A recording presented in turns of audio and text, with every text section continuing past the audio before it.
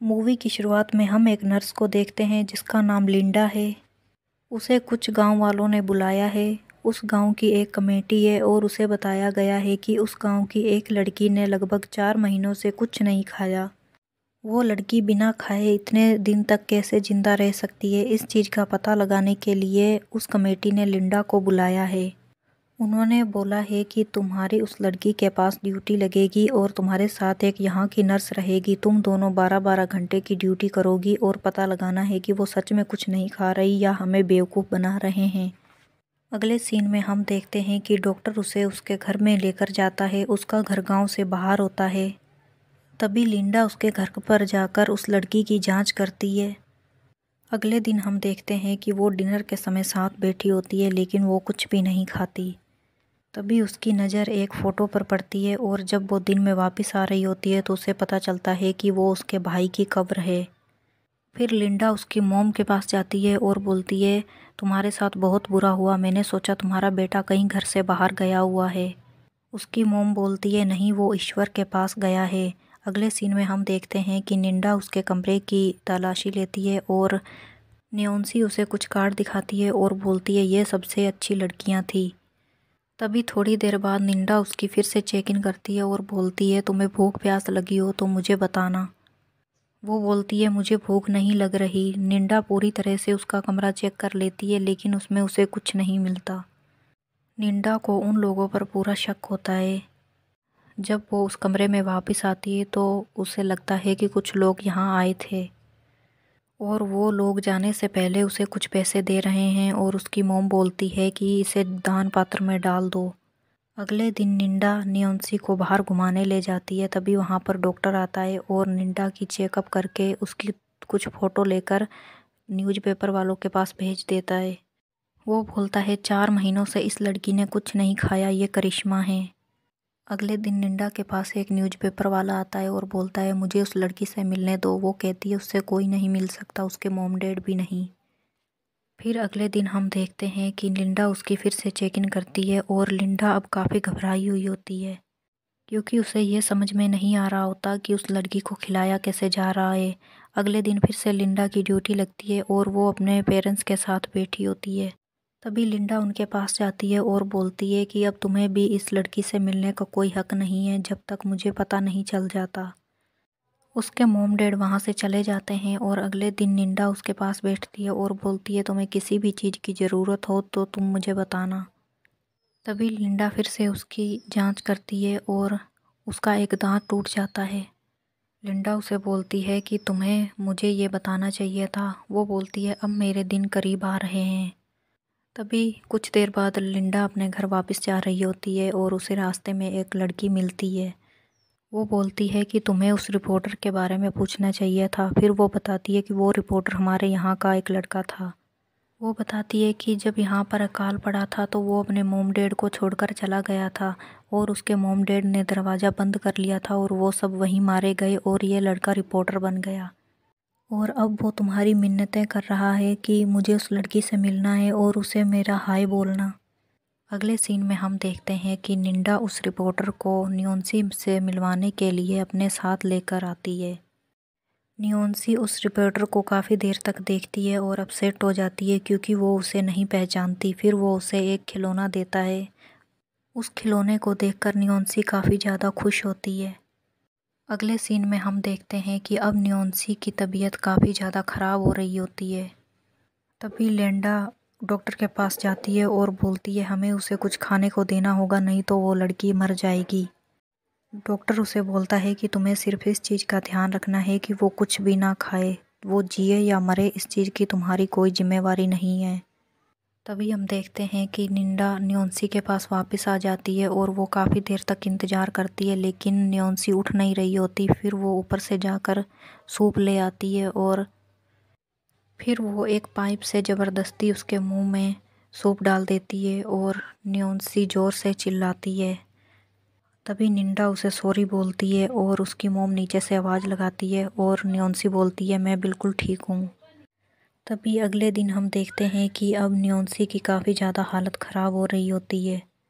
फिर वो रिपोर्टर को उस पत्थर वाली जगह दिखाती है और रिपोर्टर बोलता है हम लोग भी बचपन में यहाँ आया करते थे। और वो इतना बोलकर वहीं पर बेहोश हो जाती है। फिर वो उसे उठाकर उसके घर पर लाते हैं और न्योन्सी की हालत अब बहुत ज़्यादा ख़राब हो गई होती है। निंडा को समझ नहीं आ रहा होता कि वो बिना खाए 4 महीने तक कैसे रह सकती है। फिर वो खाना खा रही होती है और उसे समझ आ जाता है। फिर वो जल्दी से न्योन्सी के पास जाती है और उसे बोलती है मुझे पता चल गया कि तुम कैसे ज़िंदा रह रही थी। वो बोलती है जब तुम्हारी मॉम तुमसे मिलने के लिए आती थी और वो अपने मुंह में कुछ खाना रख के ले आती थी और जब वो तुम्हारे से किस करती थी और वो किस के सहारे तुम्हारे मुंह में खाना डाल देती थी। वो बोलती है वो मेरी मॉम नहीं, वो मेरे ईश्वर थे। लिंडा बोलती है अगर ये बात मैं कमेटी को बता दूँ कि तुम खाना खाती थी तो तुम और तुम्हारा परिवार यहाँ नहीं रह पाओगे। वो बोलती है प्लीज़ तुम खाना खा लो। वो बोलती है ठीक है मैं तुम्हें बताती हूँ। मेरी भाई की मौत के बाद मेरी मॉम ने उनकी मौत का सारा ब्लेम मेरे सिर पर डाल दिया। मेरे भाई ने आज तक जितने बुरे कर्म किए हैं उसके लिए मैंने उपवास रखा है ताकि मेरा भाई स्वर्ग में चला जाए। लेंडा बोलती है उपवास सिर्फ 1 दिन का रखा जाता है। वो बोलती है नहीं मैं सिर्फ 33 दिन का रखूँगी। लेंडा बोलती है 33 दिन तक तो तुम कहाँ की कहाँ पहुँच जाओगी। तभी अगले दिन हम देखते हैं कि पादरी बोलता है कि तुम इनके मॉम डैड को उनके बच्चे से मिलने क्यों नहीं दे रही हो। निंडा बोलती है मैंने सबको मिलने से मना कर रखा है। अगले दिन जब निंडा नैन्सी को बाहर घुमाने ले जाती है तो उसे पता चल जाता है कि अब नैन्सी जल्द ही मरने वाली है। अगले सीन में हम देखते हैं कि निंडा उस रिपोर्टर को बताती है कि नैन्सी ने मुझे ये सब बताया है और अगले दिन हम देखते हैं कि उस कमेटी के सामने निंडा सारी बात रख देती है। तभी कमेटी वाले बोलते हैं कि हमारे गांव की सबसे अच्छी लड़की जो हमारे गांव का नाम रोशन कर रही है तुम उसे बदनाम करने की कोशिश कर रही हो। फिर कमेटी वाले दूसरी नर्स को अपने पास बुलाते हैं और उससे पूछते हैं। दूसरी नर्स मना कर देती है कि मैंने ऐसा कुछ भी नहीं देखा। फिर वहाँ पर न्योन्सी को बुलाया जाता है और वो बोलती है कि मैंने 4 महीनों से कुछ भी नहीं खाया। फिर कमेटी वाले निंडा से बुरा बिहेव करते हैं।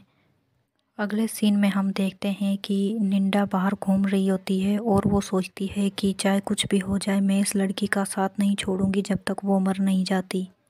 मेरे हाथों से काफ़ी मरीज मरे हैं लेकिन मैं इसे नहीं मरने दूंगी। फिर वो हेल्प लेने के लिए उस रिपोर्टर के पास जाती है।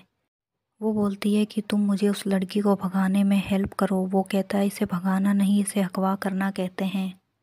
फिर निंडा रिपोर्टर को प्लान बताती है कि उसकी फैमिली वाले सारे संडे को चर्च जा रहे हैं और मैं उसे जाकर नदी के किनारे ले आऊँगी। अगले दिन हम देखते हैं कि वो सब लोग मिलकर डिनर कर रहे होते हैं और लिंडा यही सोच रही होती है कि मैं आगे जाकर क्या करूँगी। फिर लिंडा कुछ देर बाद न्योन्सी के पास जाती है और बोलती है अगर तुम 9 साल पीछे फिर से जन्म लो तो तुम क्या बनना चाहोगी। न्योन्सी बोलती है कि मैं नैन बनना चाहूँगी। वो बोलती है ठीक है। वो कहती है ऐसा करने से तुम्हारे भाई की आत्मा भी स्वर्ग में चली जाएगी। निंडा अब समझ जाती है कि इसके परिवार वाले इसका साथ नहीं दे रहे हैं और उन्होंने इसके दिमाग में भ्रम डाल रखा है। वो उसे नदी के किनारे ले आती है और बोलती है कि न्योन्सी तुम्हें ईश्वर बुला रहे हैं तुम आंखें बंद करो। वो आंखें बंद करती है और कुछ देर बाद निंडा बोलती है कि नैन आंखें खोलो। वो जैसे ही आंखें खोलती है और बोलती है मैं नैन हूँ और मैं कहाँ हूँ। निंडा उसे खाना खिलाती है और वहाँ से चली जाती है। निंडा उसे बोल के जाती है कि अब तुम्हारा नया जन्म हुआ है और अब तुम पुरानी सारी बातें भूल जाओ और न्योन्सी सारी बातें भूल जाती है। निंडा न्योन्सी के घर पर जाती है और उसके पूरे घर को आग लगा देती है। आग लगाते समय निंडा के दोनों हाथ भी जल जाते हैं। अगले सीन में हम देखते हैं कि निंडा कमेटी मेंबर के पास जाती है और वहाँ रिपोर्ट दिखाती है कि न्योन्सी की मौत हो चुकी है। कमेटी मेंबर डायरी पढ़ते हैं और देखते हैं कि न्योन्सी की मौत कितने बजे और कहाँ हुई। कमेटी वाले पूछते हैं कि न्योन्सी की मौत कैसे हुई और उस घर में आग कैसे लगी। निंडा बोलती है कि मैं उस समय काफ़ी घबराई हुई थी और दिया रखते समय वो नीचे गिर गया और पूरे घर में आग लग गई। तभी दूसरी नर्स बोलती है कि मैंने एक दूत को देखा जो न्योन्सी को नदी के किनारे ले गया। निंडा बहुत डर जाती है और बोलती है क्या वो वहाँ पर सेफ रहेगी। वो कहते हैं हाँ वो वहाँ सेफ रहेगी। अगले सीन में हम देखते हैं कि डॉक्टर लिंडा को छोड़ने इंग्लैंड जा रहा होता है और अब सारे कमेटी मेंबर समझ गए होते हैं कि न्योन्सी की मौत उस घर में जलने की वजह से हो गई। वो लोग काफ़ी भ्रमित लोग होते हैं और वो इस भ्रम में बैठे होते हैं कि वो ईश्वर की देन से 4 महीनों से खाना नहीं खा रही थी। तभी कई कमेटी मेंबर बोलते हैं कि वहाँ पर एक चर्च बननी चाहिए, ये सब भ्रम की माया थी। अगले सीन में हम देखते हैं कि न्योन्सी, निंडा और वो रिपोर्टर एक फ़ोटो खिंचवाते हैं और लंदन के लिए रवाना हो जाते हैं। तभी हम देखते हैं कि उन्हें एक दावत में बुलाया जाता है और नैन्सी अपना नाम नैन बताती है और अब नैन्सी खाना खा रही होती है और वो रिपोर्टर और निंडा अब काफ़ी खुश होते हैं। नैन्सी इन दोनों की बेटी बन के रह रही होती है और निंडा को एक बेटी मिल जाती है। पहले निंडा की एक बेटी मर चुकी होती है, इसलिए वो अब काफ़ी खुश होती है। ये